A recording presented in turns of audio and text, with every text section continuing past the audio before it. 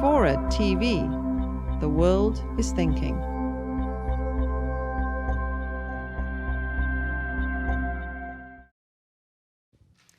Good evening, everybody. My name is Johan, and it's my pleasure to welcome you all here tonight at SwissNext for this first event of our series on sports and technology. So for the first timers in the room, I'm going to introduce SwissNext a little bit. So we are a public-private venture working as an annex to the Consulate General of Switzerland here in San Francisco. And we are also an initiative of the State Secretariat for Education and Research, also known as SER. Our main mission is to connect the dots between the United States and Switzerland in the fields of science, education, art, and innovation. Over the next few months, we're going to talk a lot about sports and technology with this first event tonight on doping. And then on the 12th of September, we will welcome the company Becom, which is a Swiss startup, which is working and creating new cutting-edge material for sport equipment made out of natural fiber. In October, we will look into how we can make sport events more sustainable and make sure that they stay like this. And in November, we will close this first chapter of the series with an event on how food can help us perform better. Now we are talking about sports and technology, but another part of our team is going to Burning Man to present a piece of architecture that was designed in Switzerland called the Third Space.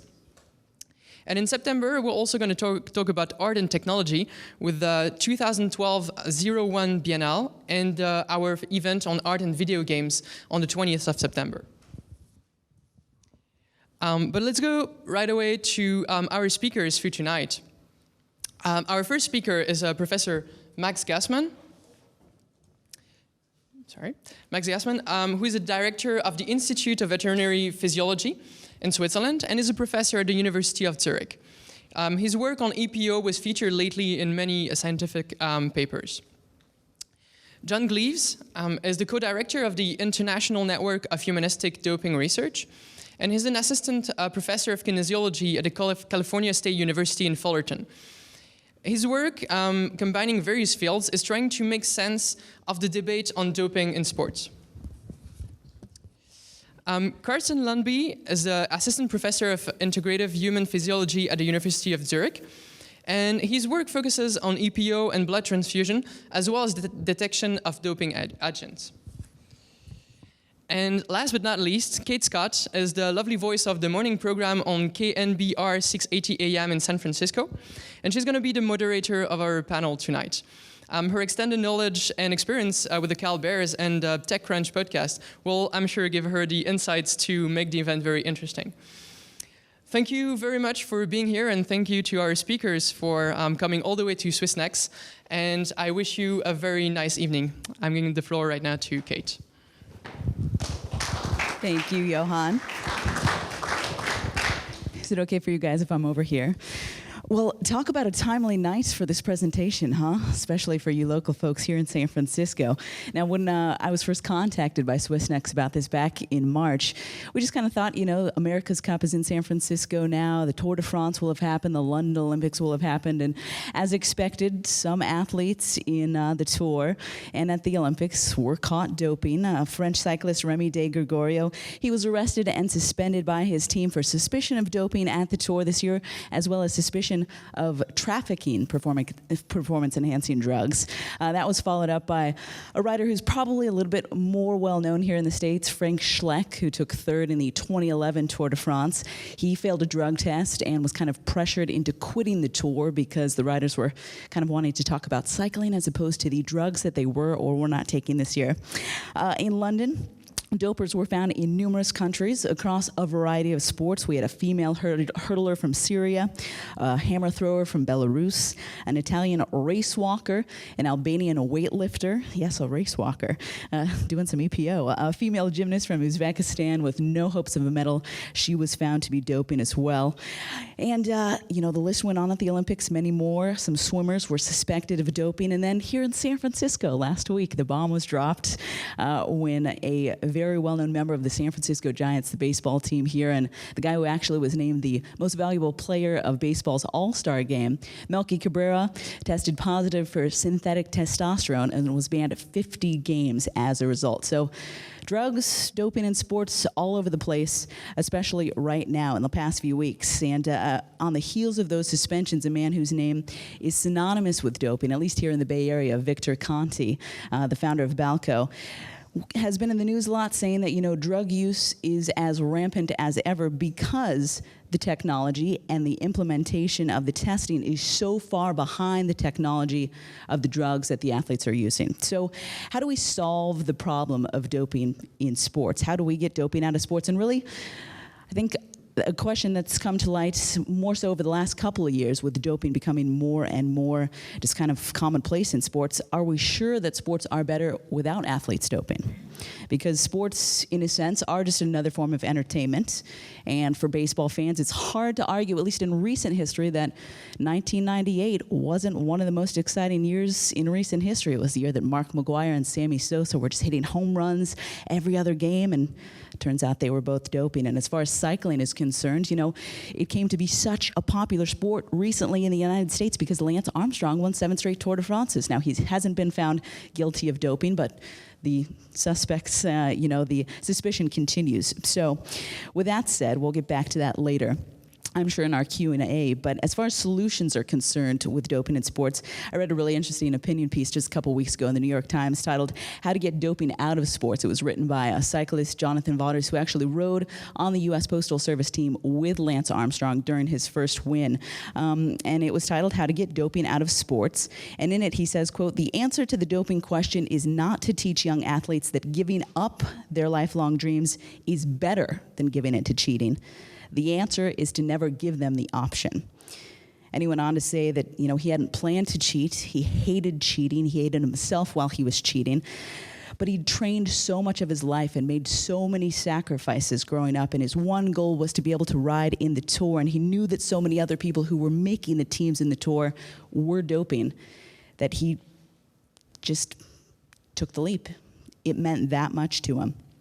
Which is, I'm sure, it's an assumption, but I'm sure that's how a lot of athletes feel, whether it be riding in the Tour, getting the home run record, winning the Olympic gold medal, whatever it may be. When they know that others around them are doing it as well, it becomes a harder choice than should I or shouldn't I? Which is why we asked you in our poll question when you signed up, do you even think it's possible to stop all doping in sports? And as you can see, 42% of you said, nope, not possible. 32% said, yeah, in some disciplines. And then 26 of you said, yes, it is possible. So overall, the simple majority, the biggest number is obviously the 42% said, no, it's not possible to get rid of doping in sports, which to me is understandable because is it possible to stop cheating really anywhere in life, to rid life of cheating completely? As a famous sports broadcaster, Howard Cosell, once said, quote, sports is human life in microcosm. So, at least in my opinion, when we talk about, are the morals and integrity in sport changing? Where have they gone? We also kind of have to take a step back and look at society and say, well, what about the morals and integrity in society? How are those looking these days? So obviously these are big overarching questions, but they come up all the time when I'm having these discussions and the type of discussion we're going to have here tonight. So let's get right into that discussion and see if we can answer some of these questions. Why do people dope? How do they do it? What effect does it have on those who do? And what does it say about us as a society? So first up, Professor Max Gassman from the University of Zurich, whose research focuses on the doping agent EPO. Please help me in welcoming Professor Gassman. Thank you so much, and thank you very much for the introduction and invitation to come all the way from Zurich to here. And let's just jump into the ideas here. So what I'm talking about the erythropoietin, about EPO, and what's about the impact. I really focus today only on the on exercise performance here. And just as an introductory slide for you, this is the classical way that EPO works in our body. And EPO is a hormone that we produce that. So we have the kidney has an oxygen sensor. You have an oxygen sensor. Cells in your kidney will sense the oxygen content here. And then if there is reduced oxygenation. There is not enough oxygen in your blood, and erythropoietin will be produced. It's a hormone secreted into the blood, into circulation, and then basically, and that's easier here, and go all the way to circulation to the bone marrow, and in the bone marrow it will bind to the baby erythrocytes, put it this way, so the precursor cells of our red blood cells, and here, and well, no, this is not getting that. It's working. So, and basically erythropoietin will bind to the erythroid precursor cells, these young erythrocytes, and then give the signal to become adult. That's basically the way that erythropoietin works. And by doing so, you will increase the number of red blood cells, of erythrocytes. You will then increase the hematocrit. Are you aware what the hematocrit is? For the audience here, is the percentage of red blood cells in your whole blood volume. So how many in percentage, how much red blood cells you have in your blood. So you will have here, somebody a good sportsman, so you will have men 42% of your blood are red blood cells, women 41, 40, a little bit less, it's due to sexual hormones here. But whatever, when you increase the number of red blood cells, the red blood cells will then bind more oxygen, and you will increase your oxygen content in your blood, and you have a negative feedback mechanism, so the EPO synthesis will be reduced. So that's the way that erythropoietin works in your body. Now, this, of course, whenever EPO is nowadays also synthesized, so this is biotechnically, this can be produced, and this is used, yeah? And this is used primarily, you can forget everything I'm going to tell you today, but one important thing is if you hear what's EPO, what's erythropoietin, the classical answer I get, if I ask you what's EPO, what do you tell me? Yeah. Okay, well, I'm glad to hear that, and not the classical way my students tell me it's a doping agent. This is a drug to increase your exercise performance. And what EPO is really at the really beginning is, it's a drug required for people that have kidney problems, kidneys insufficiency. Those patients are going to dialysis.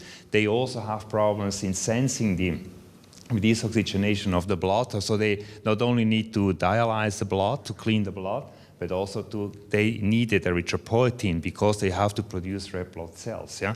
So basically EPO is a very important medicament. It's a drug that you need for this patient. And unfortunately, it's also used by different athletes, we heard already a lot, to cheat. Yeah? Because it's easier way, instead of training, you just or go to high altitude if this is the case, just inject erythropoietin, yeah? And that's exactly what you don't want. So EPO is a drug that is needed for patients, and unfortunately it's also used to cheat.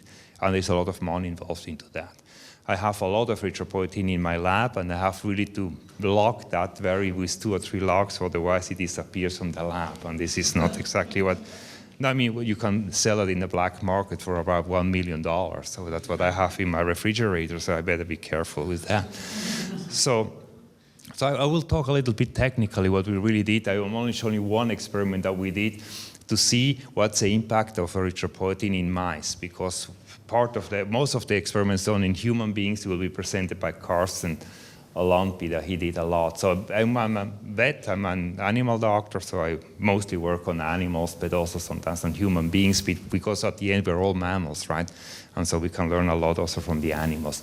So I only show you an experiment, the classical one.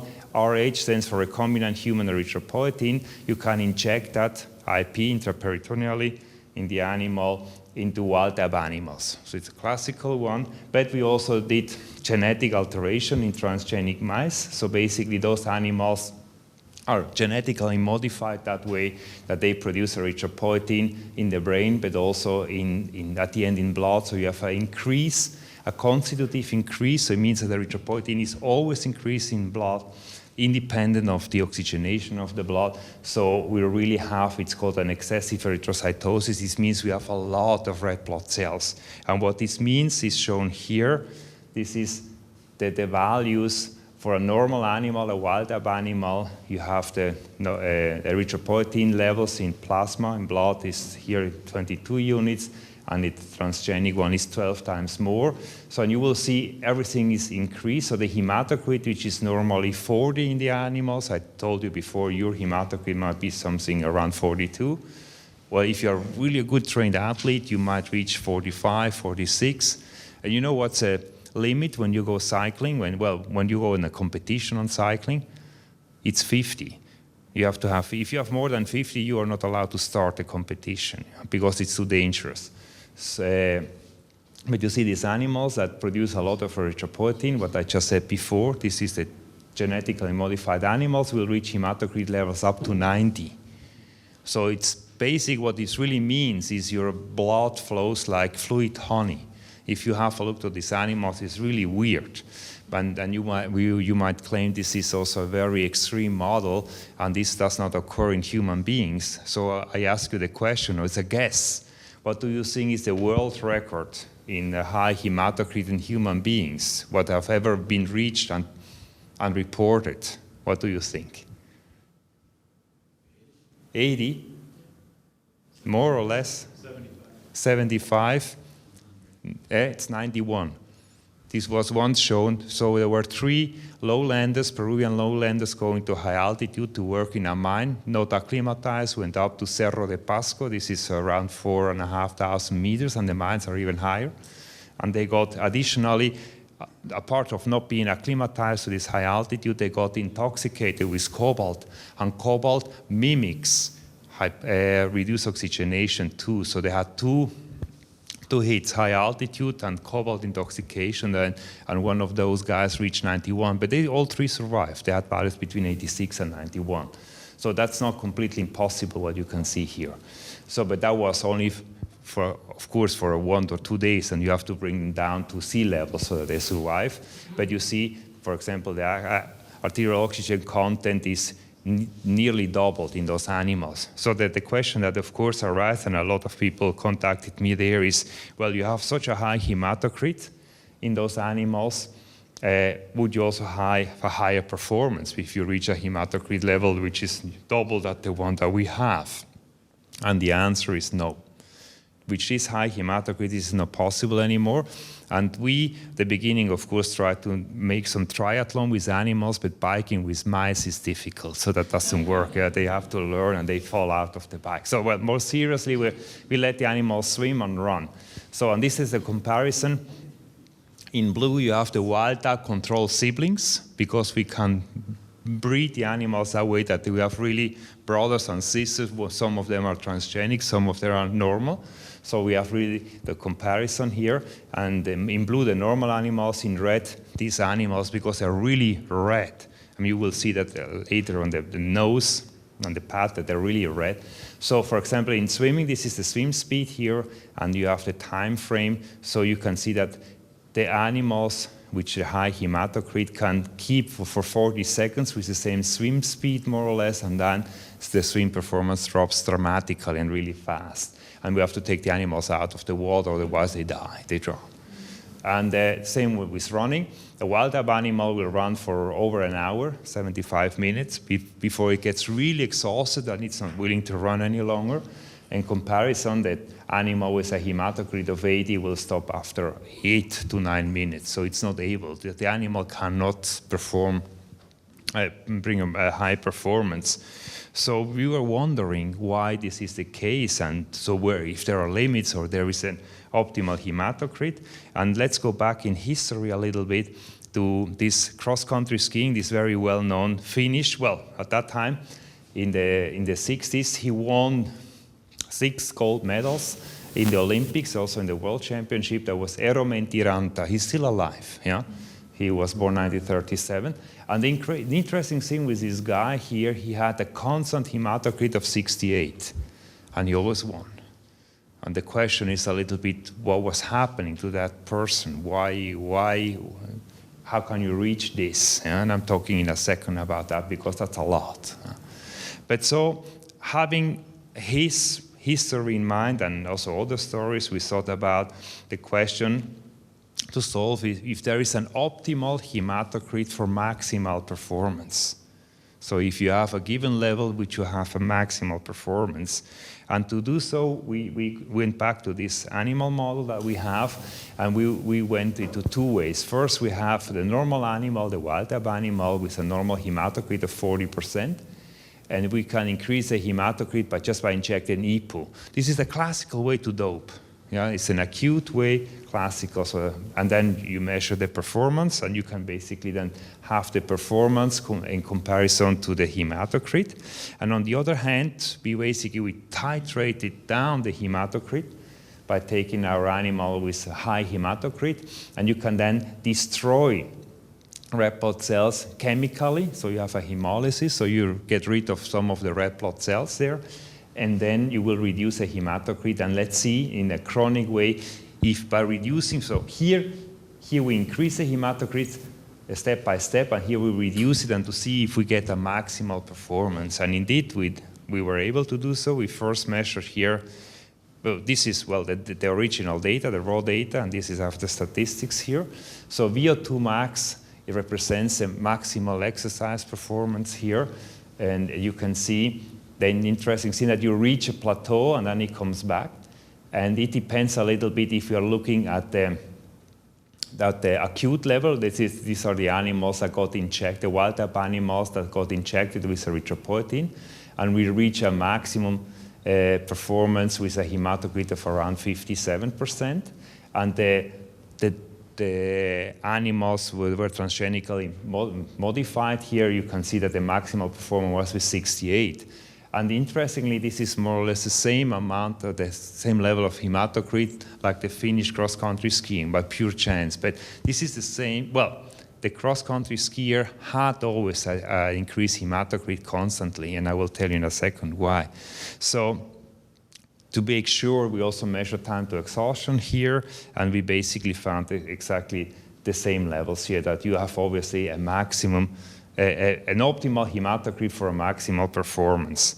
And after several comparisons, we came up with the data. Just mention that here quickly. What's the limiting factor? We first saw this the heart, because the heart cannot keep with the really viscous blood, with this fluid honey. So you need the heart to work hard for that, and so you will have a limitation. That was not the case. Yeah. So it's blood viscosity. It's a viscosity. The more viscous that blood becomes, you cannot reach a high performance anymore, for most probably different reasons, because you also have to have good oxygen transfer from blood to your tissue. So this is what we came up. And then back to Mäntyranta, what happens to this person? So he was a mutant, he is a mutant, what he has. And this is the case. So he has no changes in EPO itself, but in the EPO receptor. So whatever binds to the EPO receptor, this continues to give the signal. And this EPO receptor is truncated, so it misses a part. The negative regulating part of the EPO receptor is gone. So there is no negative regulation. So whenever EPO binds, he continues with the procedure to get a lot of mature red blood cells. So that's the reason why not only he had always a constant hematocrit of 68, but also some of his relatives. So he had brothers and an uncle who had always this high hematocrit. So the question is a little bit now to you. He's a mutant. Is he allowed to start in a competition? Is he allowed to go to the Olympics? Is that fair or is that not fair? Who will let him go and start? Who thinks that he's allowed to start in a normal competition? Hands up. Okay, who thinks that's not allowed to do so?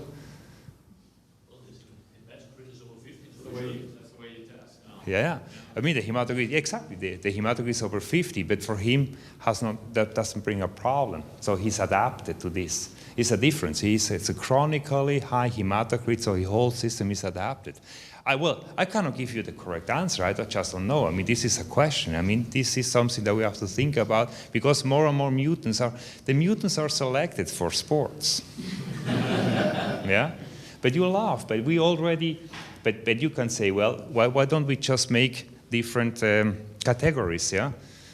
But we do so. We already do so, yeah? Yeah, I was going to say, where do you stop then? Like people's measurements, or correct. they've got a bicep to thigh ratio this is exactly what I want to follow. But at the end, I want, because let's assume I want to go for a 100 meters run. When that the last white person won a 100 meters run you were not even born. Eh? So, sorry, well, so I think this is not fair. Let's put it this, it's not fair. I want just the white to compete with each other and the black ones to compete with each other. Well, but that's not the same. East Africa and West Africa, they have completely different runners, so you have to have subcategories, and you continue. At the end, I will be a world champion because I just competing in my class, and I'm the only one, right? But you laugh, but I mean, we already do some genetic change categories. We have men and female. We never compete very seldom with each other, right? So this is a genetic category. Yeah? On the other hand, you can think about the fact that also in sports, when you have boxing or karate and so on, you have the different weights that you have to follow. So these are possibilities. But nevertheless, the question was that he was still alive. Now back to science. This is because this will be more your issue to talk here about. So he's still alive. The question is, doesn't matter that you have such a high hematocrit? That's the next question. And it seems that he is doing fine, but some of his relatives are not doing very well with his high hematocrit. But unfortunately, this data is not published. I just heard that from people around him when we tried to ask and get some more data.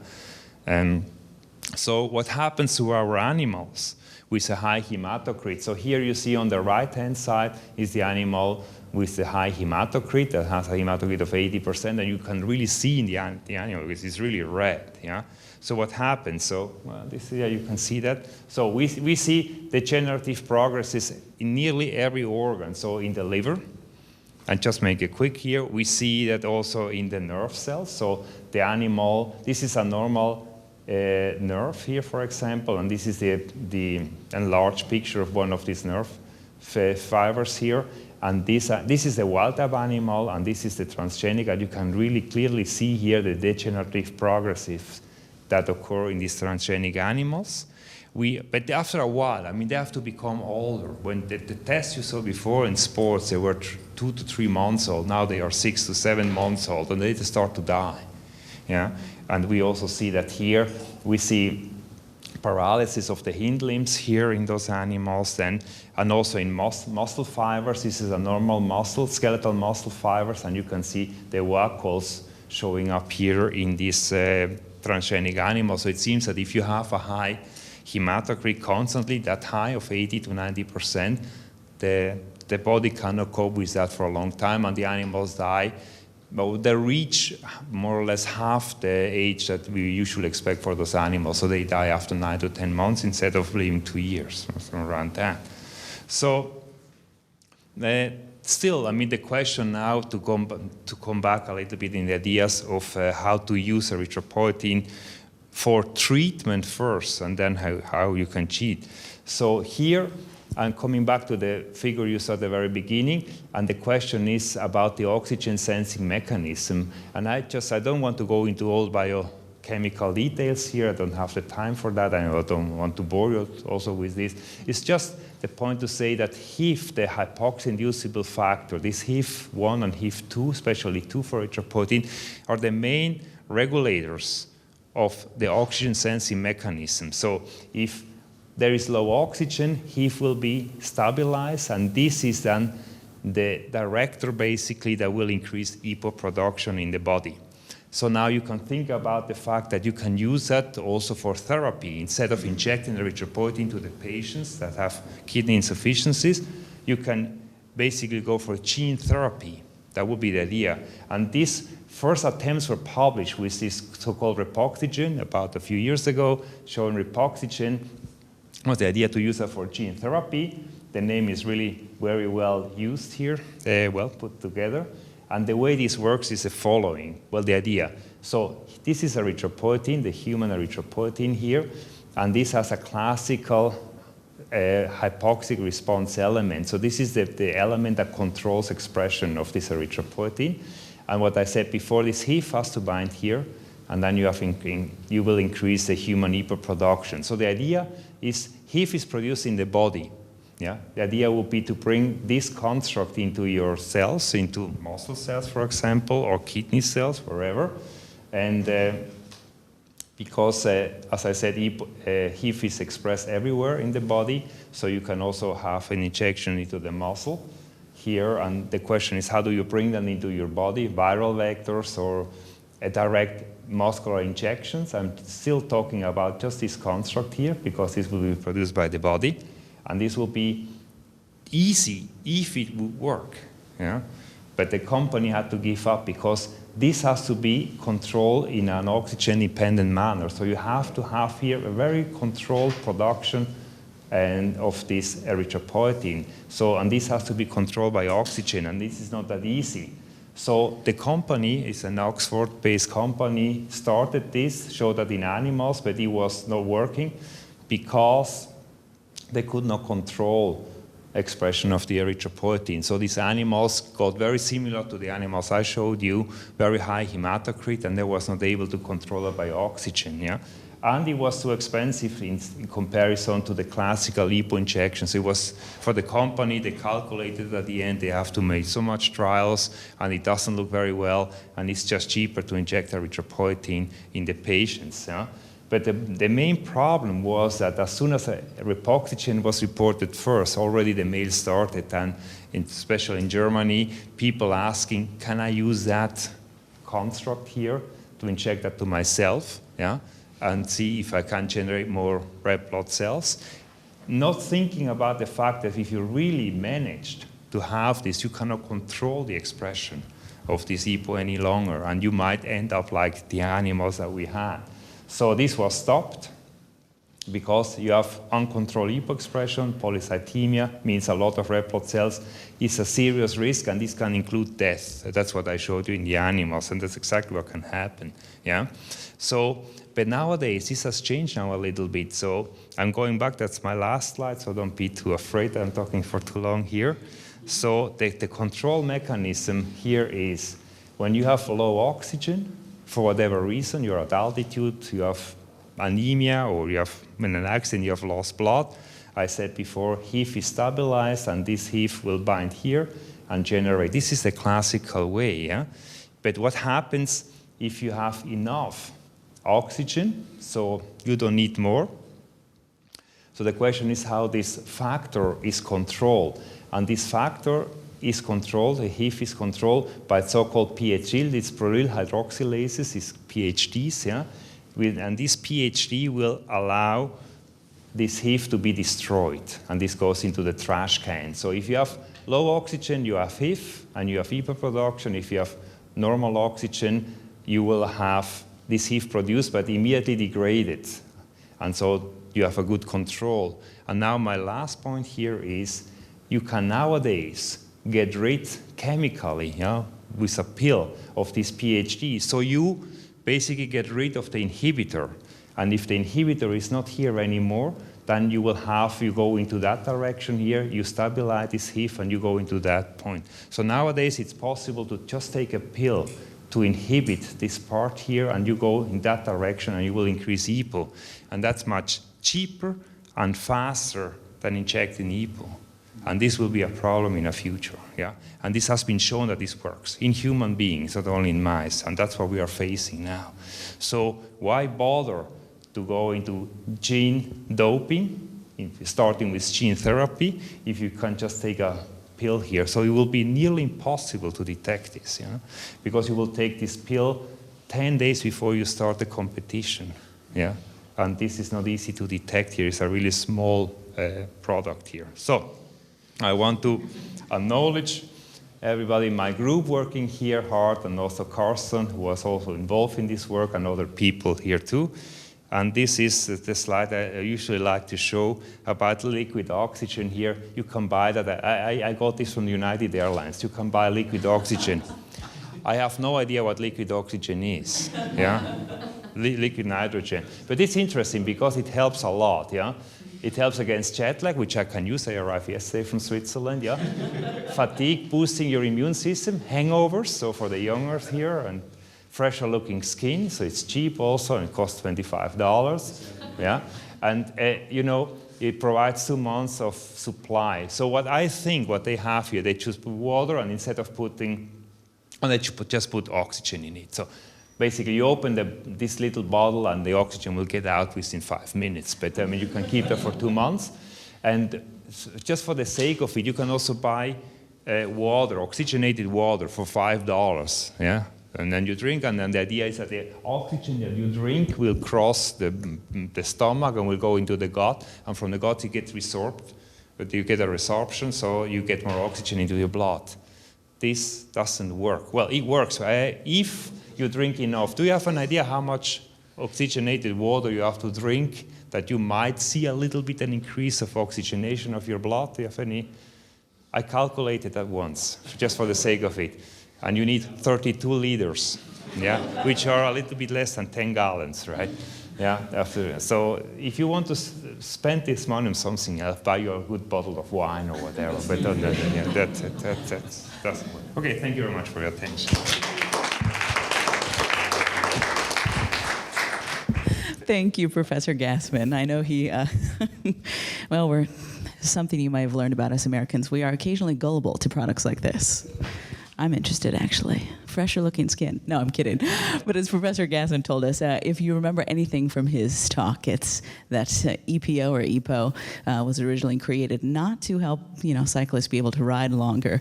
It was actually to help patients with anemia. Although I think after you told us for a second that you have bottles of it back in Zurich worth millions of dollars, he's going to be here for a few more weeks if anyone wants to catch a plane.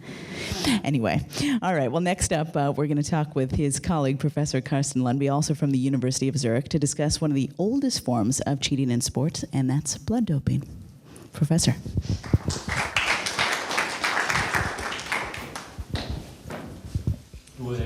Well, thanks for the introduction, and I'm going to be talking about blood doping in a broad sense. I gave more or less the same presentation a week before the Olympics at the Scientific Congress before the Olympics in London with a few more scientific details, but I cut most of them out, so I hope you can follow it. Why would you do blood doping? When I'm done with my presentation, I think I have convinced you that why athletes would do it. It's practically very easy to do. It increases exercise performance tremendously, and it's virtually impossible to detect. That's bad news. When I talk about blood doping here, I talk about autologous blood transfusions. Let me see, is it this one? Yes. Which is where you take out some of your own blood, store it for a while, and reinfuse it. It's not the transfusion of the blood from another person. And when I talk about blood doping, I also talk about injections with erythropoietin.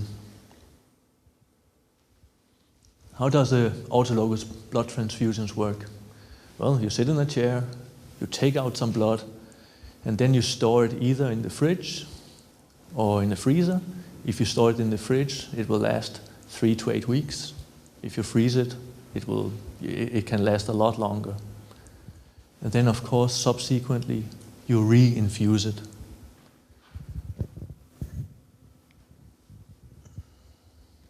What most athletes will do before taking out their blood is to take EPO to increase their blood volumes so that they don't reduce their blood volumes, so they don't have a reduced blood volume in the time where it's stored. Because if you reduce your blood volume, then you cannot train as hard. So you inject some EPO for some while, you take out the blood, store it, and you infuse it later on. Of course, athletes don't use blood banks. You can use any fridge, any freezer, really. So summer houses for European cyclists seems to be popular in Spain, Italy, Portugal, or mobile homes. Unfortunately, sometimes also university clinics, as here the university clinic in Freiburg, where the telecom team had their blood transfusions done is also involved. This is to show some of the experiments that we have done. So a blood transfusion is really easy. This person is having a little cannula in his arm, and then the blood, by the help of gravity, runs into the blood bag. So the blood is out. When you want to have it back again, you just got to place this a bit higher and apply a bit of pressure, and it runs back in. This is really easy. If you want to inject EPO, you do it subcutaneously here. We all have a bit of fat there. And this is a study that we did some years ago. Here you have the hematocrit. Back then you weren't supposed to go over 50, and as you can see, we injected EPO for over 13 weeks here, and we were able to keep it below the line of 50. And it's pretty easy, actually. This is a doping calendar, as it was, confiscated from a cyclist. I have taken away anything that was related to, not related to blood doping, so all insulin growth hormones and so on is gone here. The Mac has kind of screwed it up, but the black dots here. So it starts. I say that the season for cyclists usually stops in October, where the World Championships are, or September, October. In November, this cyclist, he injected EPO every second day for about 14 days, increased the blood volume. Then he took out 2 blood bags, put it in the fridge, and he stayed. He didn't do anything for 3 weeks, and he started injecting EPO again for 14 days or 3 weeks. Blood levels increase again. He took out 2 blood bags, put them in the fridge, and now he has 4 blood bags in the fridge. That's good. What he does with this blood is that before he went to the Tour de Libre in France, he injects 2 blood bags, races with this, withdraws it again after the race, and he has a race here where he does nothing. Here he does one of the spring classics in Europe. So the day before the race, he injects 2 blood bags. When it's done, he takes it back out again. So it goes in and goes out. As you can see here, this is the Tour de France. He has 2 blood bags one day before it starts, and he has 1 blood bag on the resting days. Yes? A couple quick questions. The whole idea is to keep the maximum density at below 50. Is that what this cycle's about? Taking the blood out, boosting it, taking out the blood?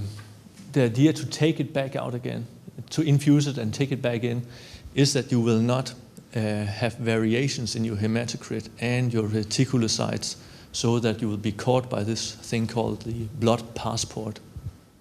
It's to keep everything rather stable. Okay. And there's no trace of EPO once the blood's taken out of the body? I mean, the thing that people sometimes screw up is the blood that he takes out here, of course it has a trace of EPO in it, but you take out each bag is about 400 milliliters, and if you dilute this in the body's 6 liters, it's impossible to detect virtually. But it's easier for other substances, such as testosterone. And usually, I think that's what happened to Floyd Landis when he was caught back in the Tour de France, that he had reinfused blood with testosterone. He was caught for the testosterone, but likely it was the blood that he wanted. Is the blood that's taken out, though, less oxygenated? It doesn't carry the same amount of oxygen as it loses some of its oxygen carrying ability, yes, but you still have a huge advantage of it. This was more or less to show. I mean, they juggle it; it goes in and out. So, I would say it's practically easy to do. It requires some skills, but they are accessible. You probably heard about the cyclist Rico, maybe. So he screwed it up. He nearly died from it. But if you have the right connections, it's not really that hard. So why would you do blood doping? It's easy, and as I will show you now, it increases exercise performance tremendously. Of the factors determining the maximum velocity, for instance, in distance races, could be running, could be cycling, could be anything, the only thing that really is possible to manipulate with is the arterial oxygen content here. You cannot pharmacologically make your heart contract more during a race. It's impossible. The amount of oxygen that is extracted by the skeletal muscle is already almost 100%. And you cannot give a drug that increases the oxygen extraction. So the thing that you can manipulate with is the arterial oxygenation, or the oxygenation of the blood. And if you do so in a human, if you increase the hematocrit by 10%, you will also increase the horsepower of the engine by a little less than 10%. If you increase it by 20%, it's increased by some 18%. In contrast to the mice, this is pretty much a straight line. Also, if you decrease your hematocrit, you decrease your performance. So this is the maximum power output. This test probably more resembles the reality in cycling. Here we took some subjects, gave them EPO, and then we simply timed how long are they able to sustain a speed at 80% of the maximum effort. And all the gray bars, they were treated with EPO, and the white ones just got saline. So after 4 and 11 weeks, the saline guys didn't perform any better, whereas the guys that we injected with the EPO, they had increased their time to exhaustion by over 50%. That is exactly 54 and 54, that's by chance. But so EPO really increases performance a lot.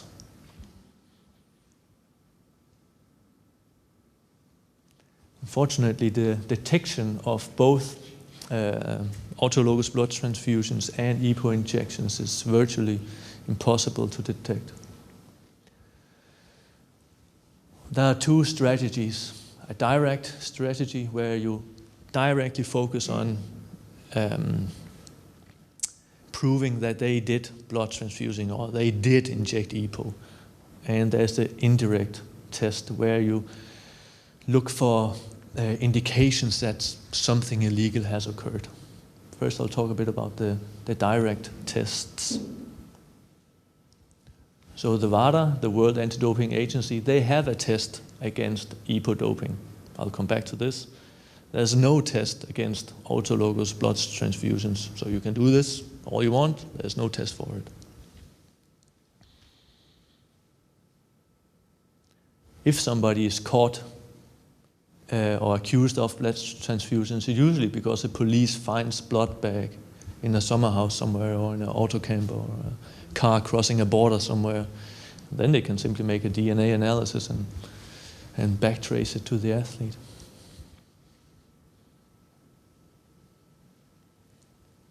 A few years ago, we did a study where we injected EPO into human subjects for 28 days. In the beginning, we injected every second day, and thereafter just once weekly. And as you can see, the hematocrit is increased, and also the performance, the horsepower of the human, so to say, here is increased even 3 weeks after the last injection. You can see here, performance is increased some 7% as far as I remember. And since the half-time of the drug, so it's the time, how fast it vanishes the body, is really, really short for EPO. It's a few hours, between 6 and 8. So the EPO injected here, it's not present in the body 21 days after it was injected. Whereas you still have the tremendous high increase in performance. So for instance, checking for EPO at the Olympics makes absolutely no sense, because no athlete with just a bit of sanity would increase EPO at the Olympics. Of course, they would have done it weeks ahead, where it's now impossible to detect.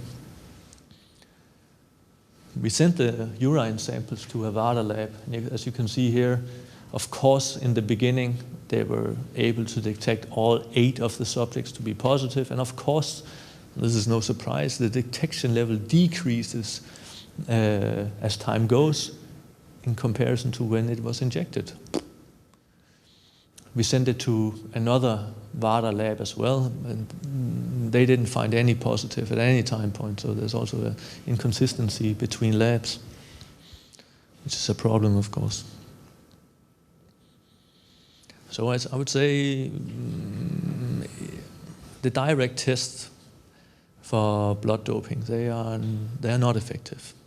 It would be rather easy to, cheat the system, so to say. I have more faith in the indirect tests. The most promising one is the athlete biological passport. It's an algorithm where athletes have taken some blood is taken out and it's analyzed for mainly hemoglobin and reticulocytes, which is a precursor for the red blood cell. And then if you have fluctuations in these that look abnormal, you are condemned to be suspicious of doping. So for instance here, if you inject EPO here, the hematocrit goes up and the reticulocytes go up transiently and then they return. And the athlete biological passport, the algorithm, will take these changes into account and then come up with a number. Yes, it's likely that you are doped up. No, you're not. Unfortunately, a very recent study that was published less than half a year ago, the athlete biological passport is used by, for instance, the International Cycling Union, and it hasn't really been tested before this study. And here 10 subjects were injected with EPO for 12 weeks, and they had all the blood measurements done, and it was done and it's as it's supposed to do. And the passport software did not flag any subjects as being suspicious of doping. So the conclusion from this paper was that blood passport doesn't work. They actually took quite a lot of blood samples here. So this was, unpleasant news. Believer in the system, they suggest that an intelligent approach should be applied, that the doping samples shouldn't be taken randomly. They are kind of right now. Instead, people with inside knowledge within, for instance, cycling should say, okay, Andy Schleck, his main goal is to win the Tour de France, and therefore we should kind of try to place our samples around the Tour de France, of course. And there's no doubt that Alberto Contador and Cal Lewins, well, they want to win the Tour de France. And I think this is a step in the right direction, but also it should be acknowledged that the intelligent approach only can be applied to a very limited number of riders, for instance, cyclists. There are not many riders that can say, okay, I want to win the Tour de France. For instance, this guy, a Danish cyclist, he has won the Tour of Denmark 4 times, Tour of Slovenia, Luxembourg this year, Tour of Austria also. He has won, he placed 4th in the Amstel Gold Race, many top 3 placements in the Vuelta a España that goes on right now. He got 11th overall one year. And the last 2 Tour de France, he got top 50s. Who is to know when he wants to perform exactly? In 2011, he had 103 starts. It's a lot. So I would say it's virtually impossible. It may be possible in a very few cyclists, and perhaps in pro cycling, it may be possible, but in other disciplines such as marathon runnings, where you have virtually many more participants and many more races, and you have the season that lasts a year, I would say it's impossible. So 103 racing days, is that what this stands for? Yeah. Yes? Wouldn't it help help to catch a few of the top athletes because they're recent and they're running, except for Contador, the three you showed. Yeah. No, and he got away pretty easy. He's going to win. But so is it, I mean, you're saying, yes, you could only get a few, so why bother? But isn't it how you have to start? I say that it may work for a few cyclists. I'm pretty sure it wouldn't work for the majority. Whether it's worth it or not, I guess that's up to our philosophers. Again, because no one is going to train for that, since you can catch everyone that's running the Tour de France. Yeah. I guess it would be a place to start.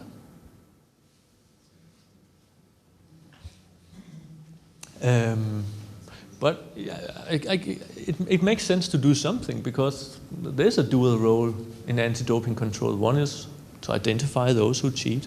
That seems difficult, but it also has the point of,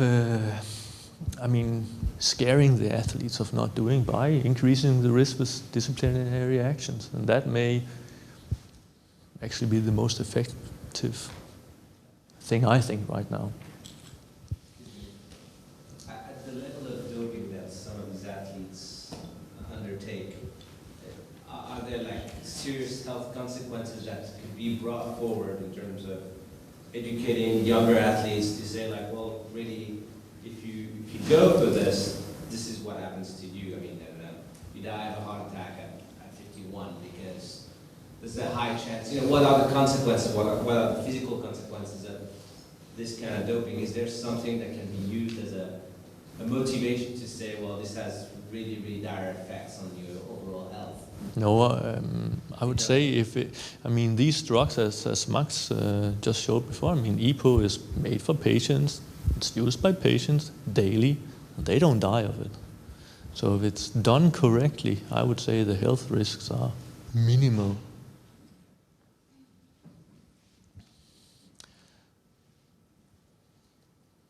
We published a review on this before the Olympics in the British Journal of Pharmacology. If you have more interests, you could. It's written populistic, so if you're not a scientist, you should still be able to read it. That was the aim, at least. That was what I had to say. Thank you. Thank you so much. Well, it sounds like more proof that it's incredibly hard to find athletes that are doping. And it's also maybe the less intelligent athletes that are getting caught. That's been at least a topic of conversation here in San Francisco with Melky Cabrera getting caught and so many other baseball players seemingly having great years as well. So thank you, Professor Lundby.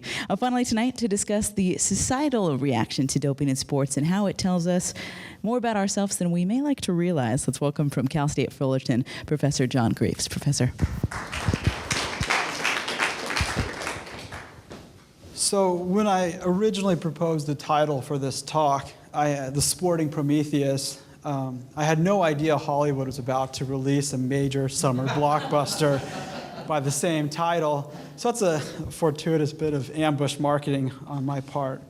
What I'm really interested in, and we've had some great presentations giving us information about doping, so I'm interested in exploring some of the cultural questions that I want us to ask. And these are things that we can think about, we can talk about, but I want to start nudging us towards the right conversation. And we've gotten so much good stuff to get us on that road, so that's great.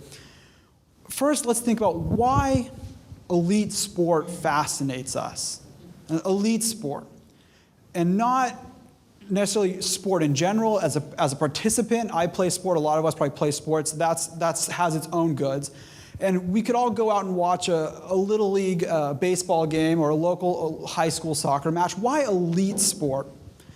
And one of the big reasons I think elite sport is so interesting is that its achievements tell us something about who we are, what we are capable of as human beings. If we're ever good enough to play at that level, it might be about ourselves as individuals. But it tells us something. Usain Bolt's records in the Olympic Games tell us how fast a human being can run 100 meters. And it matters because it's not about getting in a car and driving 100 meters. The marathon is not interesting because how fast can somebody go 26.2 miles? Or the Tour de France is not interesting because we could get on a motorcycle and ride around France in the summertime. It's interesting because it tells us performances about ourselves. And we know a lot about why this matters from an anthropologist by the name of Clifford Geertz. And Clifford Geertz's research was on Balinese cockfighting, a very interesting sport. And he's looking at it, again, as a scholar. And why are the Balinese so fascinated by cockfighting? And he looks at the sport and he looks at the gambling, and nobody's really making any money. At the end of the day, everyone comes home pretty much even. And you extend it out over enough time, nobody really is coming ahead. There's so much chance involved. But what he sort of realizes is that in the Balinese cockfight, and he universalizes, so we can say the same about the American baseball fields and football fields. We can say this about British cricket and British rugby, that these are stories we tell ourselves about ourselves. They tell us something about who we are. And we embody in them our cultural values, our worldviews, the things that are important to us, the things that we care about. So as pharmacology and medicine have become more integral parts of our lives, they've also become integral parts of our sports. The sports act like that mirror. And when we look at this doping debate, and this is what I'm going to be talking about, the question of should athletes be allowed to use these drugs? So we've heard what they are, we've heard what they do. They're powerful, they can shape sport, they can help us to do better. The question is, what role should they play, or should they play no role? And I like this picture because it acts a little bit like a Rorschach test, that what you see here tells you sort of about how you already feel about doping. One side looks at this sort of picture and has the anxiety, the question of remaking humans into something sort of grotesque. And part of the doping debate grabs this and says, we want to ban doping, we want to prevent doping, we want to stop doping because of how it's going to remake ourselves into something worse. We could sort of damage ourselves. And there's another side of the debate that embraces doping because of what it promises. Our ability to remake ourselves into something better, to push further our limits, to find out our ultimate potential, what the Olympic Games talks about as the faster, higher, stronger. That idea of what really can we do. So as I was preparing this talk, and I was trying to, how do I convince you guys that this debate is going on? The New York Times made my job so easy by running one of their room for debate columns, where they just neatly put the pros on one side and the cons on the other. And we see this cultural debate playing out. And we're having it tonight. We've been having it for years, almost 30 years in the academic circles. We've been talking about should athletes be allowed to use some of these pharmaceutical substances. Now we've reached the point where we're talking about genetic enhancements, gene doping. Probably some of us have heard about gene doping. Are athletes gene doping now? And so on and so forth. So we're having this debate as a society, and I want us to make sure we're having the right debate. And I'm really glad, Kate, that you brought up Jonathan Vaughters' article where the director sportif in cycling admitted to doping. This was actually the picture he used in his article. And he was trying to sort of say, yes, I doped, and here's some of the pressures I feel. And I want to explore the visual for a second, the visual image. Because as a professor of kinesiology and someone who studied human movement for a number of years, I can't quite find all of the muscles drawn in here. What we really have is a fictional athlete. These doped athletes are larger than life. And the way the article makes it sound like is here's the innocent Jonathan Vaughters back here trying to keep up with these people that have really pushed themselves to the limit. So these are examples of how we sort of begin to develop this enhanced belief in doping. The idea that doping is sort of above and beyond what we can do. And we begin to ask ourselves questions about remaking ourselves. So oftentimes when we start exploring the doping debate, we begin saying, well, what if we legalize doping, what would be the end point? What would stop us? Why not just take everything under the sun? And as we sort of begin to talk about genetic enhancements, we We say, what would stop us there from really pursuing the ultimate performance, completely remaking ourselves into perfect athletes with endurance or fast twitch muscle fibers or slow twitch muscle fibers, that we would make ourselves into these really ultra elite athletes? We've been talking about cyborgs, people that are more machine than human. The idea that the scientists are determining who's going to win our contests. And I think this is an important conversation because it reflects back to us what we are so interested in as human beings. It's a very deep existential question, and that we can see it going back to the legendary Greek Prometheus. Now, for those of you who don't remember your classical Greek mythology or slept through that class in college, Prometheus was one of the original Greek titans. And he was the person that sort of molded man from clay and created the human race in the Greek mythology. He also gave humans sort of the primordial technology, fire. He stole fire and gave it to the humans. So Prometheus has become an ongoing cultural motif to explore what it means to change ourselves, to make ourselves, or to remake ourselves. So he becomes a morality tale with two morals. And in actuality, looking at the playwrights that explore him, he represents, depending on how you feel, a different lesson. One of the lessons is the desire to make ourselves better. We have the power to do it. And we shouldn't be limited to how we came into this world when we can improve upon it. We shouldn't be left to darkness if we have fire that can illuminate our world. And remember, Prometheus was the one who also brought in Pandora and Pandora's box. Prometheus is also a warning about what happens when we play God. The unintended consequences. That when we sort of go down that road, and we can think of in doping, towards enhancing our hematocrit.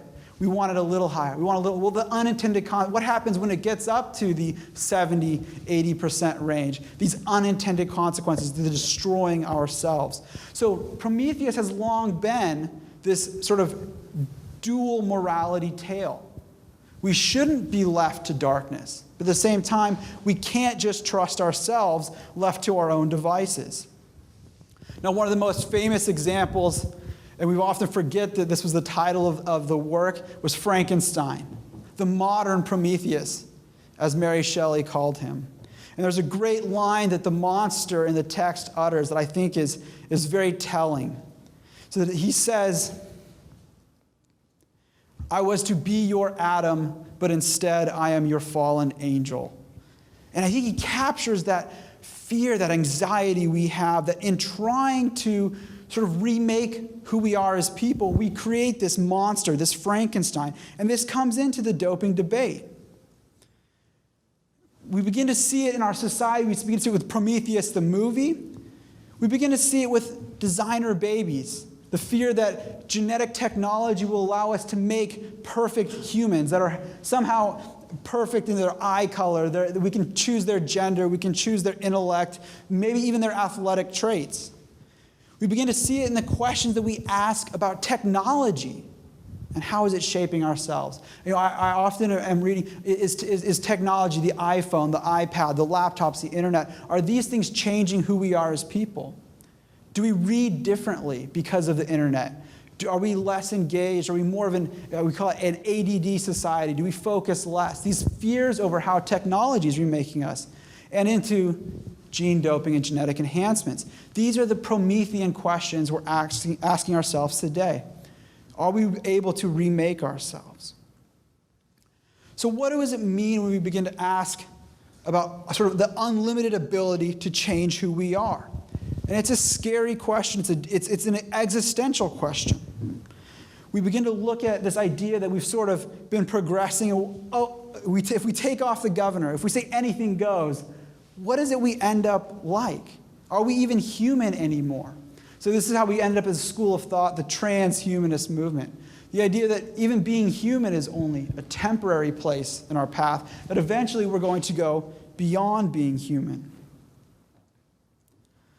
We have to be careful because these Promethean stories are as much about our fears and anxieties, but they're not necessarily about the fact. What is it that we're doing? What are our practices? It's very easy for us to go to the extremes, to imagine a person with octopus tentacles and wings as being the future, when that's so far from being where we're at right now. So we have to begin to think about what is really at stake in the doping debate. And this is what Professors Lundby and Professors Gassman showed so well. What is it that we are talking about? Unlimited amounts of EPO, they improve us to that degree, but then there's that nice bell-shaped curve where we begin to see the decline in performance. It's very easy to imagine cyborg athletes and athletes that are completely remade. It's much harder to talk about that middle ground, the nitty-gritty details, the small incremental changes that come as we allow or decide to ban certain performance-enhancing substances. So these going to the extreme, the imagining a baseball player that every hit they take is a home run. It's very easy to talk about in a doping debate. But the reality is incremental changes. And I want us to begin to think about, too, when we think about the doping debate, I love this picture because it just captures, see if I get this right, how we think about or how we talk about a sport where athletes are allowed to do whatever they want. And this is the idea that athlete lining up to the starting line so much larger than all the other opponents, drooling, which I don't know, you can tell me, is that a side effect of steroid use or not? I've never come across drooling. Stink lines at the top. He's got the stink lines. But let's look at a really great example of an athlete that has told us, was taking everything under the sun. Ben Johnson, 1988, start line, Seoul Olympics. Ben Johnson famously thrown out for using steroids. He later said, yeah, I was doing it. This is what he looks like. At his physical peak, while using the most amount of performance-enhancing substances he's ever used to prepare for this games, he looks rather ordinary. His time, compared to the times that we saw in the last Olympic Games, was rather ordinary. Now, I'm not trying to make a claim about current athletes, whether they're using or not using. What I'm trying to say is the conversation that we need to have isn't necessarily about the sporting Prometheus, isn't about the fiction. That's a great conversation to have. But it's not one that's very useful for us to have when we're trying to deal with the day in and day out doping issues that we're trying to address. So when we think about that New York Times editorial or the questions they're asking, I'm not quite convinced that those are the right questions. Those are great for the philosophy classroom, and that's where I spend most of my time when I'm pushing my students. Let's ask those questions. But as a society, as a culture, we want to step into that laboratory. I think we would do much better to focus on the real, the nitty-gritty details. And sometimes it's not nearly as sexy. I know that. It's much more fun to talk about cyborgs than to talk about changing hematocrit from 42% to 46%. But it's a very important question. And it's an important question because I think we're about to see some significant changes in how we understand sport and how sport is played. One of the points that has been made by John Hoberman, a scholar at University of Texas, is that the history of enhancements is sort of a gradual fear, slowly moving towards an understanding, towards a status quo. And it's interesting that people that have been called Prometheus throughout their lifetime, Ben Franklin was labeled a modern Prometheus. That, again, could because of his work with electricity. Now electricity is so ubiquitous and normal, we don't even think when the light switch comes on. What we're beginning to think about now is the idea of enhancements as ordinary. And I was talking earlier today about the advertisements for low T that I see on the television all the time. Are you suffering from low T? And the idea that men, as they get to their middle age, if they're suffering a little physical decline, they can take some testosterone gel. I think they're now up to testosterone 1.62 as the new testosterone advertisement. And this idea we can begin to improve ourselves. I also found it very funny that my grandmother was taking EPO all throughout the Tour de France, and she was very proud of herself. Now, she has a form of bone cancer and needs to take the drug, but she liked that she had something in common with the Tour de France athletes. So the question begins to happen is, as we as a society become very comfortable with pharmaceutical enhancements, what's going to happen in sport? And I'll give you a great example. I'm looking around the room, I see a couple people right now. I wear contact lenses to help me see better. Glasses, contact lenses are ordinary and ubiquitous. They certainly enhance performance.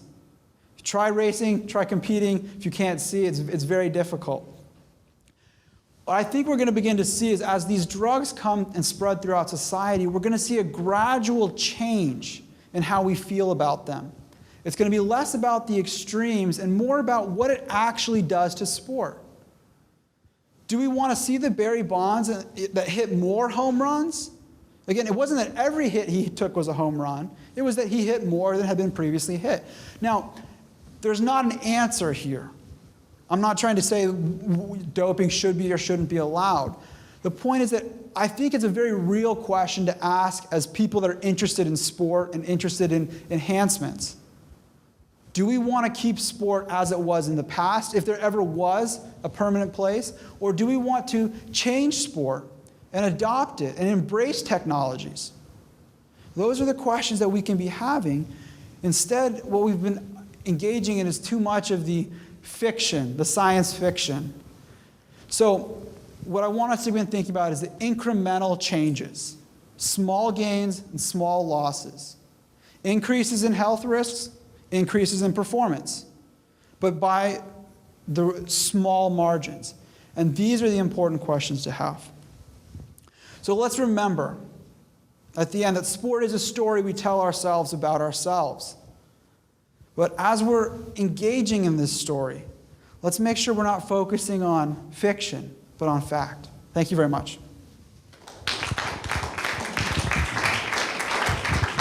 Thank you so much, John. That was great. This is a conversation I was telling John earlier that we've been having on KNVR, the Giants flagship here in San Francisco, since Melky was banned last week. It's not just about why he did it. Now it's about all of these societal things as well.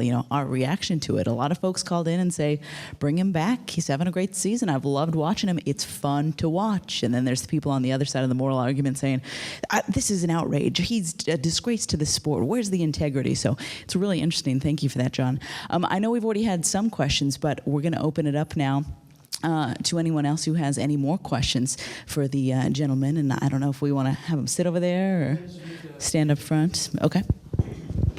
If anyone has a question, do we want to use the microphone or do we just want to? Okay. The microphone's mostly for the recording. Even though this is a small room, we can hear everyone.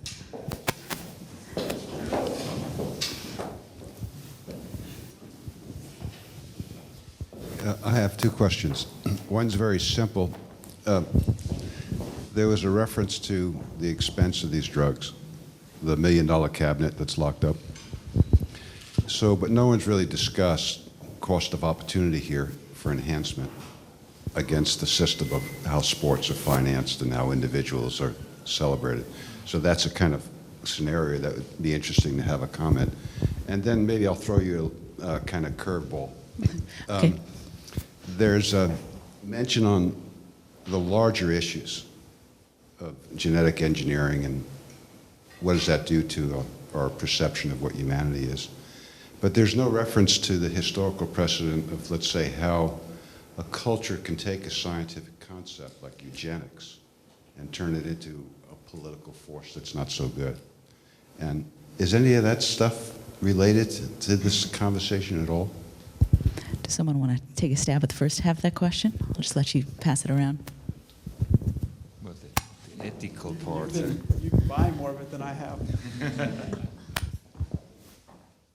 Well, about I can more or less answer to that question of money. I mean, if got that correctly. I mean, how much money you can invest for the whole doping procedure. I mean, this is to buy the EPO itself, the drug. That's at the end it's cheap. It costs you a few $100s. But what you need, and what Carsten showed very nicely, is you need, if you're really going to cheat, and that you need 2 or 3 guys who really know what they are doing. I mean, to really take care of the skeletal when you want to inject or re-inject blood or re-infuse blood, and how to keep that out of the police. I mean, this is what costs you money at the end, I guess. I mean, you know that better, but otherwise, at the end, I mean, you want to win. You want the gold medal. You don't want to be number 2 or number 3. And for only a few guys who can really win the race, and that guy on the race on that day brings 3 or 4% more performance than usual, he wins.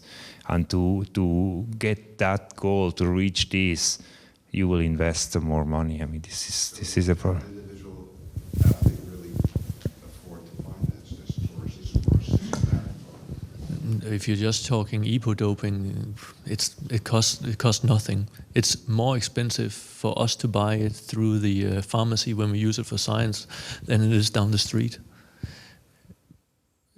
I would. For the other steroids or human growth hormones? Even cheaper. I mean, it's growth hormones are super cheap. They cost nothing. It's used by I don't know how many bodybuilders just around the corner here. The cost, I would say, is not an issue. If you want to do it, that's not the limiting factor. And if I can address the second part of your question, make sure I understood you, that you're asking about whether the question about eugenics would be a relevant question to the sporting debate? Well, I think the Prometheus myth scenario, I mean, is one way to kind of talk about the situation, but what I was trying to do is extrapolate that a little bit larger and put it in a historical context. Yeah. So eugenics started out as a kind of scientific process, I think primarily a veterinary space, but it got escalated into a larger myth about race. Which got escalated as part of a larger political complex. In other words, a kind of science, or even one might say became a pseudoscience, along this concept of how to become better and greater. So any risk there in terms of genetic engineering and some of the things that you were bringing up? Sure. So from a historical context, does anybody, I'm going to throw this out, does anybody know the first sport where doping originated? Any guesses? Horse racing. Doping comes from the sport of horse racing. And it's back to your eugenics point. I'm trying to help that. Where do we first really see the idea of breeding for performance, at least in a sporting contest? I mean, we've bred animals, but horse racing, and we can still trace lineages of horses back in order to again breed them to be the most elite animals we can. So I think there's a link here in the sporting world that we can sort of say that it's a relevant conversation to have. What I just want to be careful, and the eugenics question and genetic enhancements and what does it mean to have a society where people are unequal, some are enhanced, others are not, those are important ethical conversations to have. I'm not sure that sport is the best vehicle to have them. It can be an interesting laboratory for isolating certain questions, and as Kate pointed out about, sport is an excellent microcosm. It's a great lens. It puts things under a microscope. But we have to be careful when that conversation, the larger conversation, sort of goes into that realm of science fiction and gets ahead of where we're at with science, gets ahead of where we're at with genetic enhancements. And that we have to be careful not to make sport into a placeholder, a way of sort of avoiding the conversation. Horses are, as I understand it, there is a real issue with horses being killed and injured. Oh, certainly. And that's what I'm saying. Those are the conversations we have to have. So then ethics of a sport that is destroying animals at a great degree, and then that's been in the news this last year, that's a conversation to have. Some of the other questions, though, about a genetically modified horse that could, run the Kentucky Derby in under a minute, those are the science fiction. It's speculation. I was really just trying to say, hey, where's the real historical depth to this stuff? So if you take a look at the Second World War and some of the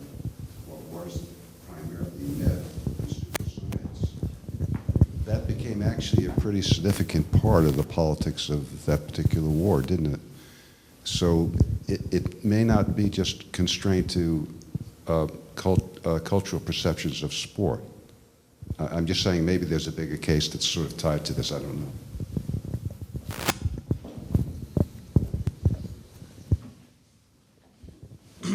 Yeah, you talked a lot about EPO and the effects on sport, and it's certainly documented in cycling. Being timely here, could you talk about, in a nutshell, how testosterone might improve an athlete, say a cyclist like Floyd Landis?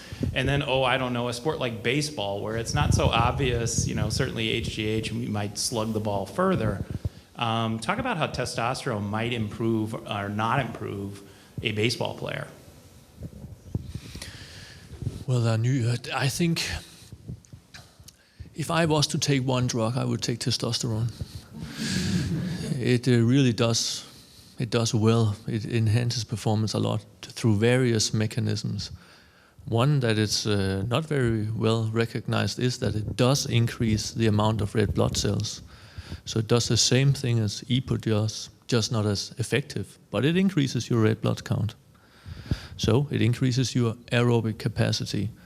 2, it increases your ability to burn fat, for instance, which is of great importance in endurance events. You're not as fat, of course, and for the longer races, you are able to, you carry a lot of fat, so you can oxidize this. This is good, and it facilitates the protein synthesis. So it decreases the recovery time. So this is very important.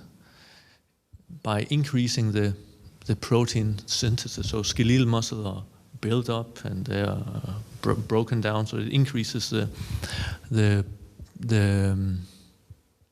build-up, I would say, of skeletal muscle. Yeah, so that's a variety of factors that testosterone does that really does increase performance. So that would be obvious for cycling. Yeah.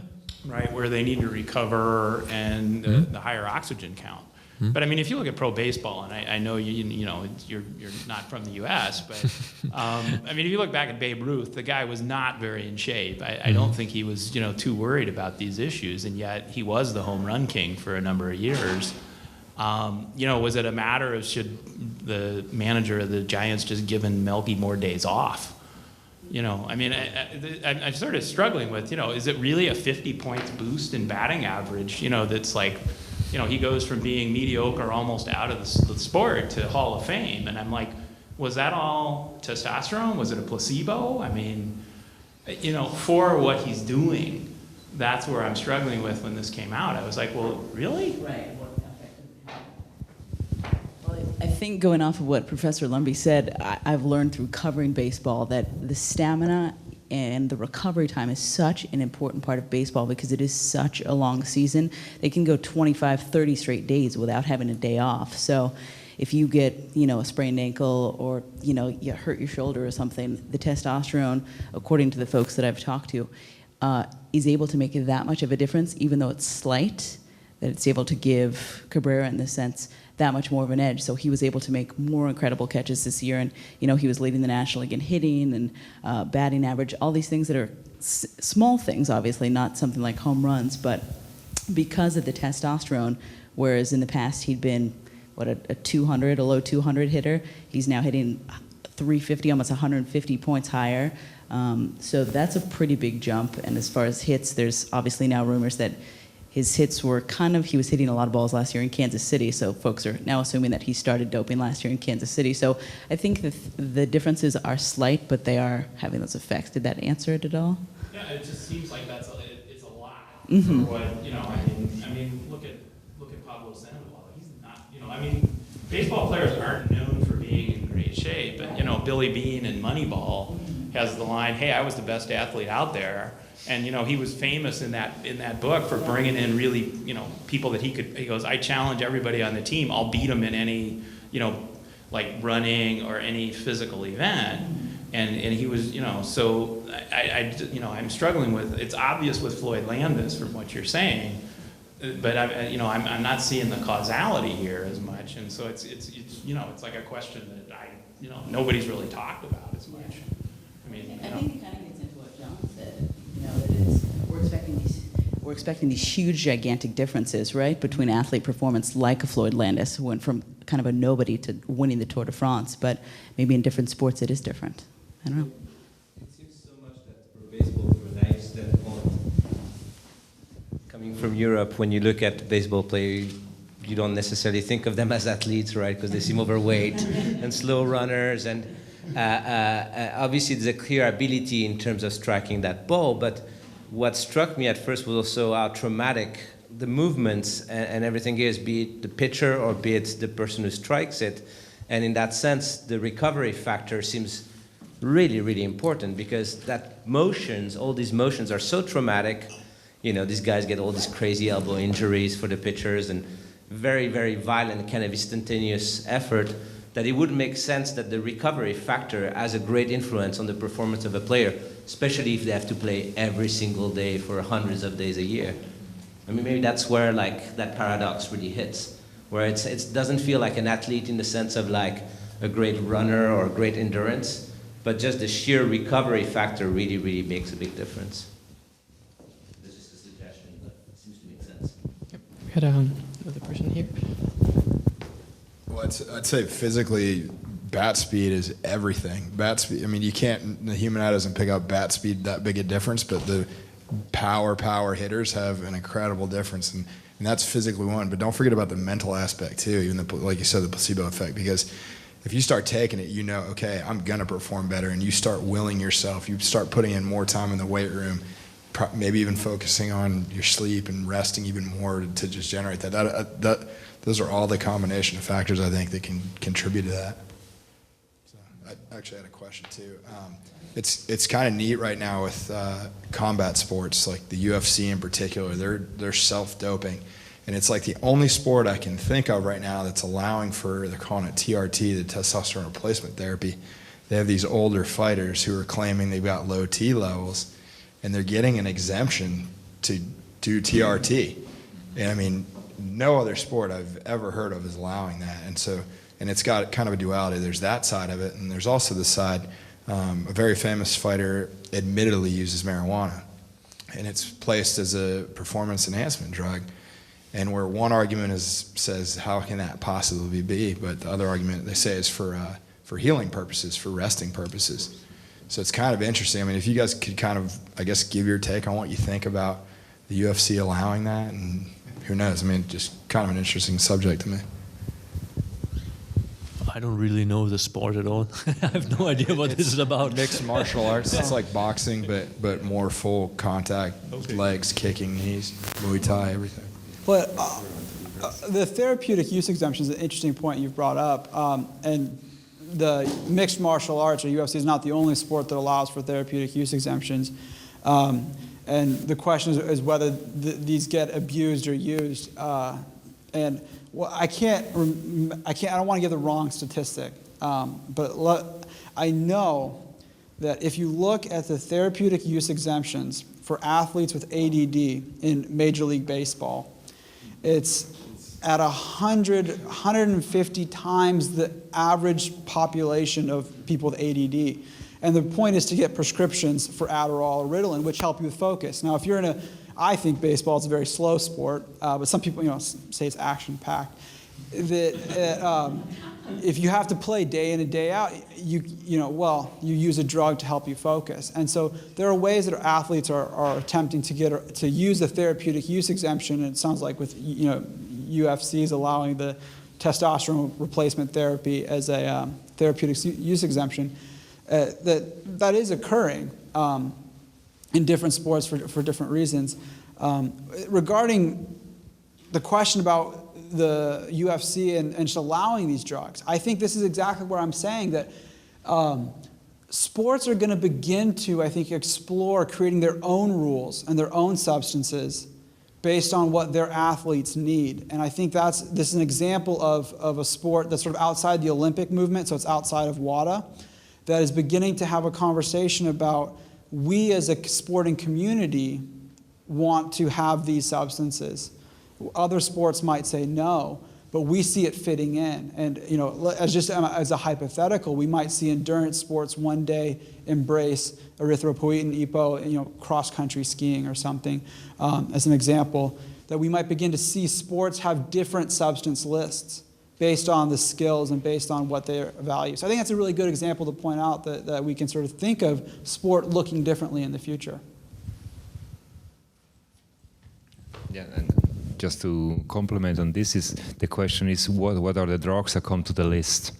Yeah, and then not only because we are coming, the pharmaceutical companies are coming with more and more drugs, the one I mentioned today. So there will be the next one on the list and the next one on the list. And at a given time point, I am really sure what you're telling us will be the case, that you will have some exemptions, because for this combat sport, it makes sense to theoretically to use testosterone. It gets you also more aggressive, you recover faster and so on.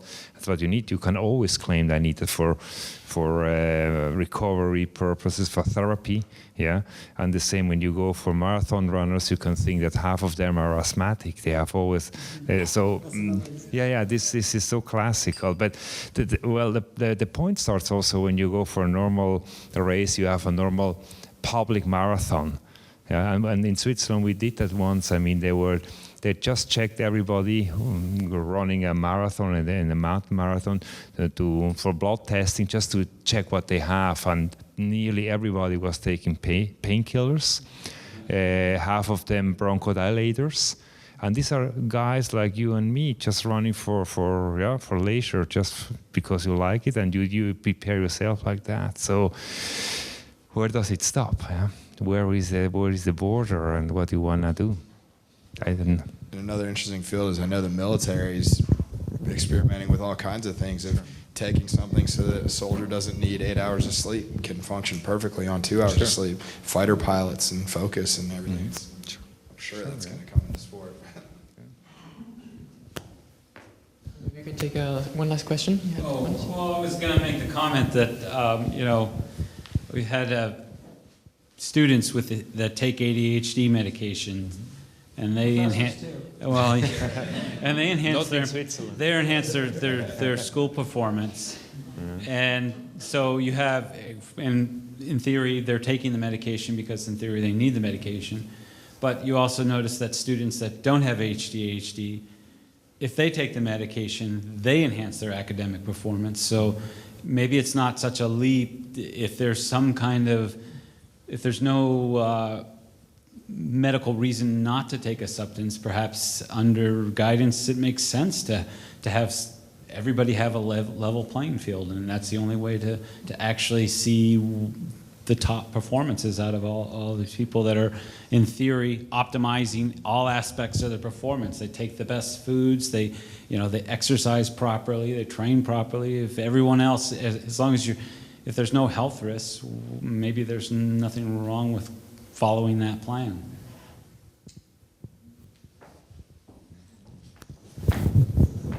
Couple more, or do you? Okay. I'm glad ADHD was brought up, and I recently saw an advertisement on ESPN.com about I haven't outgrown my ADHD, have you?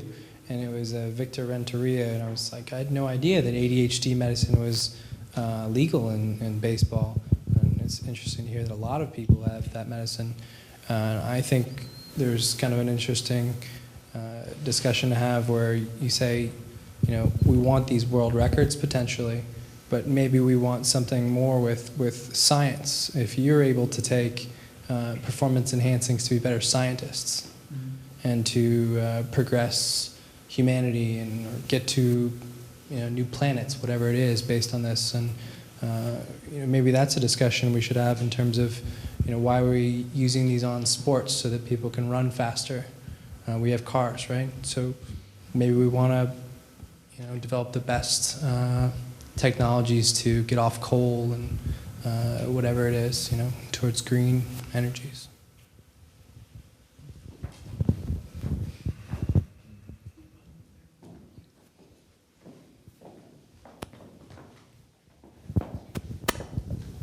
I had a question about, so you said how it was very difficult to detect doping. But there still are so many cases of just the system failing.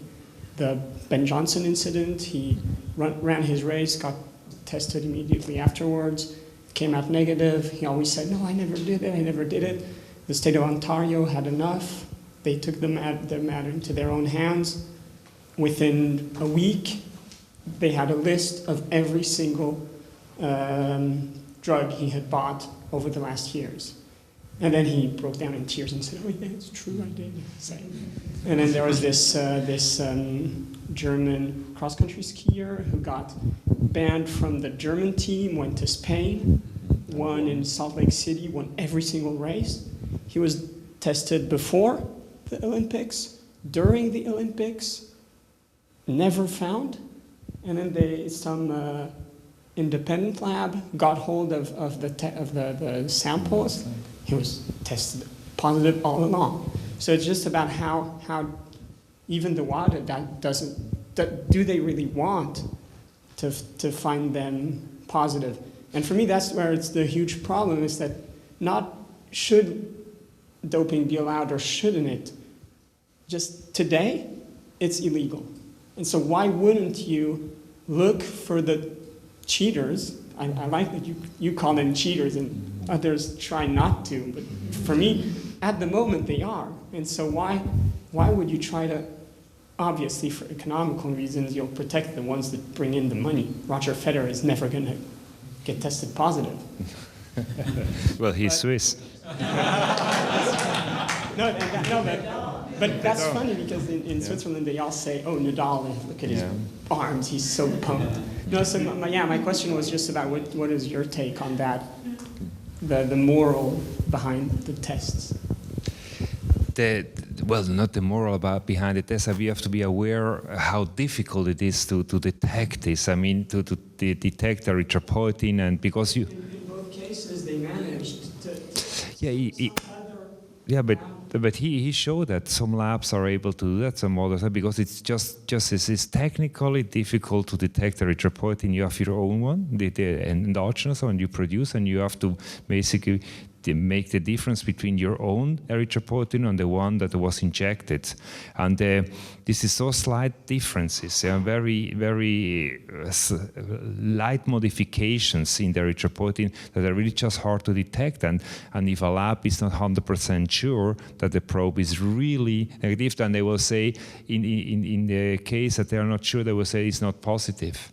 That's it. So I would have to show you how it really looks like on a gel when you see the different erythropoietin bands, and you really don't know exactly how to detect that unless you have 100% clear answer, which is very seldom the case. That's a reason why very seldom you get them caught.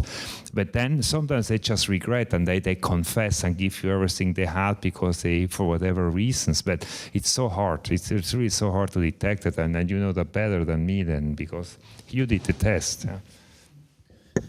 Yes, I'm glad I don't run an anti-doping lab. It must be frustrating. I mean, when we do science, we have 8 subjects. We treat them dang, like this, and very controlled, and even then it's difficult to see the differences that you expect. I mean, having one subject, one sample, it's not easy.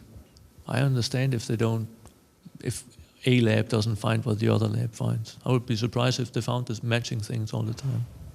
You always can get it retested, right? You can feel it. Yeah.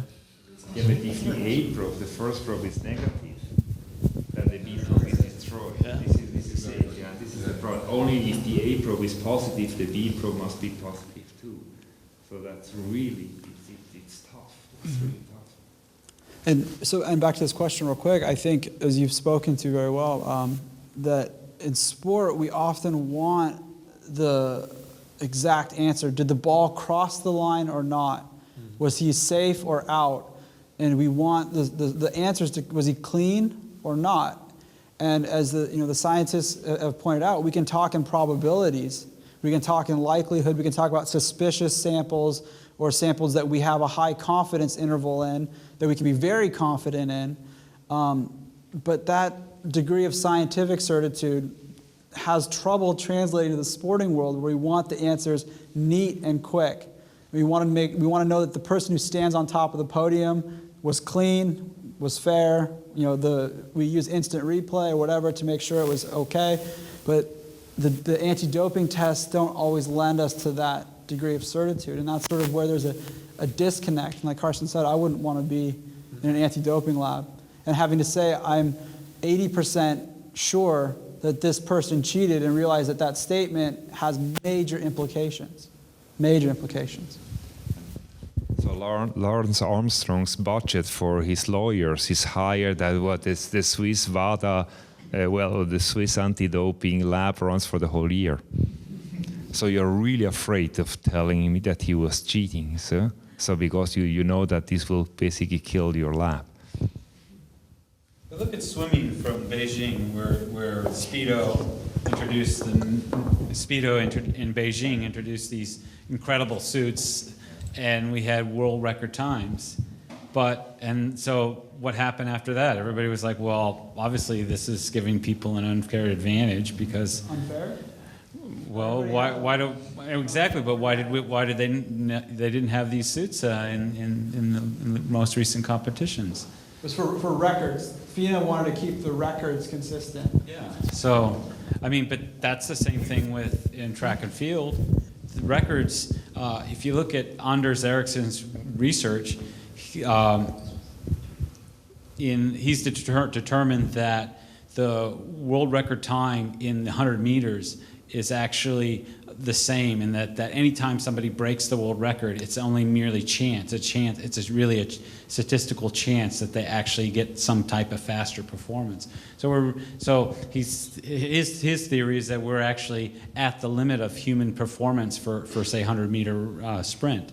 So, I mean, what are we going to do to advance it? It's only possibly enhancing some kind of performance through steroids or something or it's some kind of technology. Apparently, swimming, we choose not to implement the technology. And these are good questions. I mean, swimming is a sport that cares about records deeply, and we want to know if Phelps's time, how it compares to Spitz's time. Sure. Track and field, similarly, Roger Bannister breaks the 4-minute mile. That's a landmark achievement. We want to know what that achievement means compared to other achievements. Usain Bolt compared to Charlie Paddock, these types of comparisons. But that's not true for every sport. Cycling, we've talked a lot about tonight. Cycling is not a sport that really is interested in performance records. There's no one really holds the title of world's fastest cyclist. Sure. So that's a good point to make about some sports may decide to go differently into the future to try to preserve records or say, we'd rather have new records than keep the old ones. FINA was a great example of a conservative sport that said, no, we're going to get rid of the swimsuits. We want the records to matter. Other sports have sort of maybe will go the way of UFC and say, since we're not a record sport, we're not going to be worried about what the old records look like. For swimming, there was I had read an interview from a Swiss swimmer who had given a very, very good explanation as to why the suits should be banned. He's a very technical swimmer. He trains a lot just to be technically sound in the water.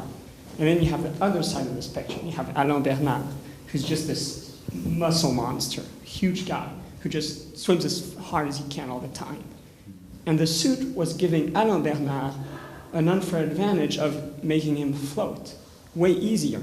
So all of the training Maestri was doing to be able to stay better in the pool was being voided by the suits. So I don't know if that was the FINA's argument, but that's also something about putting everyone at one level is maybe not the way to go. Yeah, I think we're gonna end the panel here. Thank you very much. Yeah, thank you all for your questions, and John and Karsten and Max for coming today, because I think it's just so interesting, just to sum things up, that in my opinion, the conversation about doping in sports in general has changed so drastically in the last 10 years. When it became such a big deal in baseball, it was the overarching thing that I was hearing was, how could they do this? The sport of baseball has so much history, and they are ruining it. I can't believe the athletes are doing this. 10 years later, we're asking, well, it's allowed in certain sports. What's the big deal in baseball? You know, I don't see that much of a difference. If it isn't hurting the athletes that much, I'm having a pretty good time watching, you know, Melky Cabrera break hit records and stuff like that. So I just thought that was really interesting. We're going to have the professors. We're just going to mingle around. We've got some food and drink, and feel free to ask them questions. Thank you, gentlemen. Thank you, Swiss Next, for hosting this, and thank you all for coming tonight. Hope you enjoyed it.